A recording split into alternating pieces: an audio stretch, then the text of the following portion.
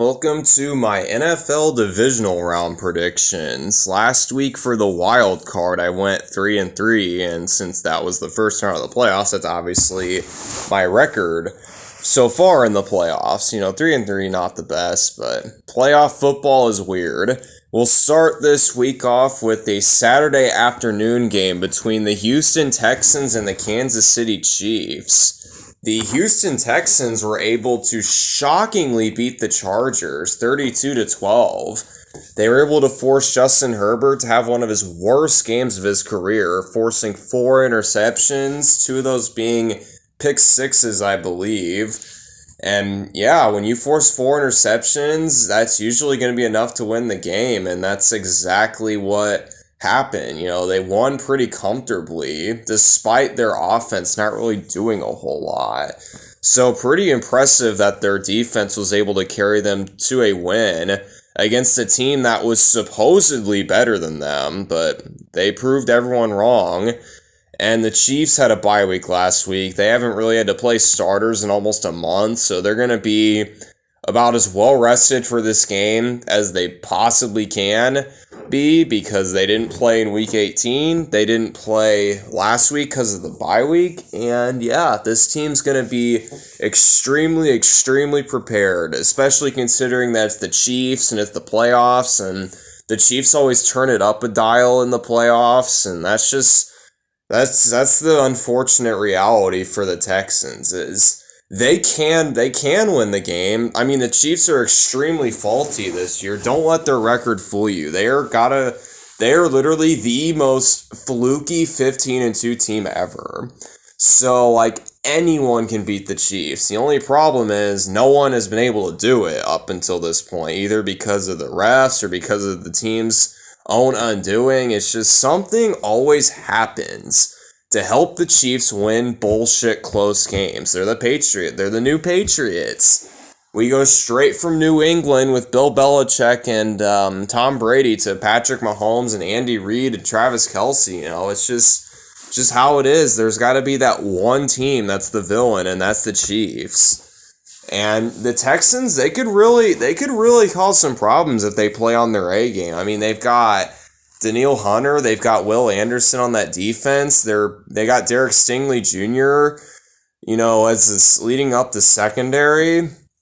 They could do some real damage to the Chiefs. And also, if Nico Collins and CJ Stroud are able to be on the same page, that could really give the Chiefs a fight. And I mean, I think this game will be a close game.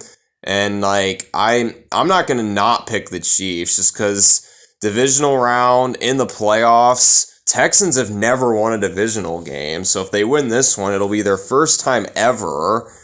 But I mean, I got to trust the Chiefs in this situation here. So final prediction, I have the Chiefs winning 28-24, probably some kind of, fourth down stop in the red zone on defense, or because of something, probably maybe a flag or something. Whatever the case is, it's going to be extremely fluky and insanely fucking ridiculous, and people are going to question why they watch this sport to begin with, because that's just how it is when you watch the Kansas City Chiefs. So yeah, final prediction, Chiefs 28, Texans 24. Alright, next up we have our Saturday night game between the Washington Commanders and the Detroit Lions. The Commanders able to upset the Buccaneers last week on a game-winning field goal in the one good game in the wild card. All the other games were blowouts, but that one was good. A really close game. That's what I meant by good. I mean, obviously it's good for the Commanders because they won, but I digress. It was a game-winning field goal won in that game, and not to mention another costly turnover by the Buccaneers, putting the Commanders in great field position, and they were ballsy in that game. They went for it on fourth downs, and I mean, that's what you like to see from a team like this, a team that trusts their offense. And the Lions, I mean, they also have an offense you can most certainly trust. Lions had a bye week last week, so they haven't played since week 18 when they played against the Vikings and crushed them. So yeah, I think this will be a really good game. You've got the Commanders with Jaden Daniels, who's a shining star in his rookie season. Him and Terry McLaurin have really helped their offense, turn a new leaf. And you've also got the Lions. I mean, the Lions have Jared Goff, Jahmyr Gibbs, David Montgomery, who might play in this game, Amon-Ra St. Brown, Sam Laporta, Penei Sewell. It's like they've got so many weapons on that side of the ball. And it's like the Commanders' defense is not good. But at the same time, the Lions' defense is very vulnerable at this point in time. Not because they suck. It's just they've just had unfortunate injury luck this season. Aiden Hutchinson's not going to be in this game, obviously. He got injured a long time ago. And there's just so many players on that side of the ball who just aren't going to be suited up due to injury. And that's just the unfortunate part for the Lions. Because they are an unbelievable team, and their offense can beat anybody. They have the best offense in the NFL at this current point in time. But is their defense too vulnerable? That's the big question with the Lions. With the Commanders, you kind of already know because they're not expected to make it to the Super Bowl or anything crazy like that. They could, but I don't see it just because their defense it doesn't... the Lions' defense is bad because they're injured. The Commanders is bad because they're just naturally a bad defense. Plus, they don't have the playoff experience the Lions do.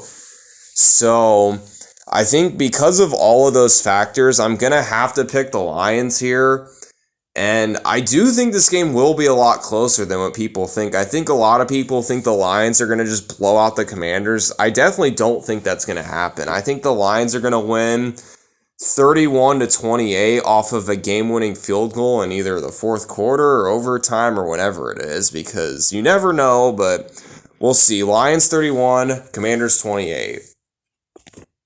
All right, our next game we have is Sunday afternoon at 3 p.m. between the Los Angeles Rams and the Philadelphia Eagles. The Rams were able to overcome an insane amount of adversity last week, despite not playing in their home stadium. Despite being the home team, they had to play in the Cardinals stadium, and they were able to humiliate the Vikings. The final score was 27-9. And they were able to make Sam Darnold look like the Sam Darnold you would expect before the season. Not the MVP caliber Sam Darnold, the biggest bust of all time caliber quarterback. And that's impressive that they were able to do that because the Vikings are not an easy team to beat. I mean, I know it's the Vikings and they always choke in the playoffs according to a lot of people, but it's still, you still had to deal with Justin Jefferson, Jordan Addison, Aaron Jones, TJ Hawkinson, that stifling defense with Brian Flores. That's not an easy win, and they were able to really take care of business. So credit to the Rams for that. As for the Eagles, they were also able to take care of business to a lesser extent because they beat the Packers with a score of 22-10, which, to be honest, the game was a lot closer than the final score indicates because the Eagles scored a garbage time touchdown, late in the fourth quarter when the game was basically already decided. So, it's kind of like looks better than it was. And the Eagles offense honestly struggled in that game. It wasn't smooth sailing for them. They got the win and Saquon Barkley had a good game, but it was really more due to their defense, which is not going to have Nakobe Dean for this game because he unfortunately got injured last week against the Packers. So we'll see how well this Eagles defense plays against a Rams offense that can really be damaging if they're clicking. You've got Matthew Stafford, Kyron Williams, Puka Nacua, Cooper Kupp if he decides to do anything in the playoffs. They've got their guys, and if they're clicking, they're clicking. And you saw that last week against the Vikings, who have a very good defense, at least a very well-playing defense. The Eagles probably have a more talented defense. And I think that's going to be what gets the Rams ultimately, because the Eagles, to be honest, there's a lot of things the Rams have that I would give them the edge over the Eagles. The important things, you've got a quarterback with experience. I'm not saying that Matthew Stafford is better than Jalen Hurts because I personally don't think that, but Matthew Stafford has way more experience. He does a way better job spreading the ball around. And you also have a head coach who I think is significantly better than Nick Sirianni, who is the head coach of the Eagles. But the problem is, it's just the Eagles, like, the whole roster is so talented. I think that kind of makes up for the lack of coaching ability that Nick Sirianni has relative to Sean McVay.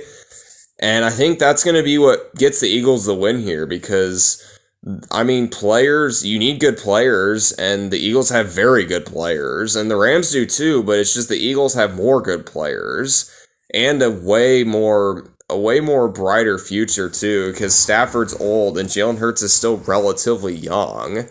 So I'm going to have the Eagles win this one with a score of 23-17. And finally, we got the game that everyone has been waiting for all season. You've got the MVP Bowl. You've got a rematch from Week 4, I believe, between the Baltimore Ravens and the Buffalo Bills. 6:30 p.m. instead of 8 p.m. Usually games like this are at 8, but 6:30 p.m. it is, which, I mean, I'm going to watch it regardless, so it doesn't really matter what time it is for me. And, the Ravens were able to take care of business against the Steelers, winning 28-14, and if we're being completely honest, that game was not even that close. The Ravens were up, I believe, 21-0 at one point, and then it was basically just smooth sailing from there. The Steelers didn't really do shit until it didn't matter, so Ravens able to just take care of business there. And the Bills, theirs was actually, despite the final score, was a little bit more shaky. And yeah, I know I'm a Broncos fan, but I mean, let's be real. I mean, the Broncos, they had a grip on the game for a little bit. In the first half, it did not look that good for the Bills. Like, they were winning 10-7 at the end of the half, but it's like, you know, the fact that they only scored 10 points in the first half looked concerning in the second half, you know. They were able to score 21, and that kind of put any hope of them losing to my team to rest. So credit to the Bills for taking care of business. I'd say both teams did a good job overall taking care of business because, I mean, I think the Bills, it's good that they had a game like that where they struggled in the first half relative to their expectations against a lesser opponent, you know, a team that's not that good. Instead of it being against like Ravens or Chiefs or, you know, even if they make the Super Bowl, the Lions or the Eagles or whoever it is, like, it's good that they're able to have a game like that wasn't against a premier opponent that they couldn't get away with doing that in. But that's also where I have a concern with the Bills, because if they play the way they did in that first half against the Ravens, they did against the Broncos, like, the Ravens, I think, are going to crush them. And it's just because the Ravens are a team that has enough talent that can really make teams pay if they don't take advantage of opportunity. And that's where I see a problem for the Bills. And that could easily happen for the Ravens, too. I'm not saying that, like, the Ravens are this unbelievable, well, they are unbelievable, but this, like, unmovable object, because they're not. I mean, if you can stop the run and force Lamar to pass in the playoffs, that's where the Bills will have their best rate of success. And as for the Ravens, they just have to do their best to contain Josh Allen and hope that he tosses them a couple of turnovers. Because despite the season Josh Allen is having, he still has some problems turning the ball over when it comes to certain games. Like, Josh Allen will have a game where he has like 4 touchdowns, no picks, and things like that. Or he'll have a game where he has like 0 touchdowns and 3 interceptions. It really just depends. Now, I don't think Josh Allen's going to have a game like that. I think at worst he'll throw like 2 interceptions. I do think he will probably throw 1 just because the Ravens defense has been playing a lot better since, like, you know, they've gotten they've been starting their winning streak. They were at 8-5 at one point. They didn't look too great, and then they ended up winning 4 in a row, and then obviously their 5th in a row was against the Steelers. And I'm gonna actually pick the Ravens here because one thing the Bills struggled with against the Broncos was run defense, specifically for the quarterback. And obviously, if you have Lamar Jackson, that's going to be a big issue. So I have the Ravens winning a close one with a score of 20-17. And that's going to do it for the video. Here are all of my predictions, my 4 predictions. If you can't remember them, they're right there for you to see. And yeah, thank you so much for watching this video if you've made it to this point. And I will see you guys for the AFC and NFC Championship games.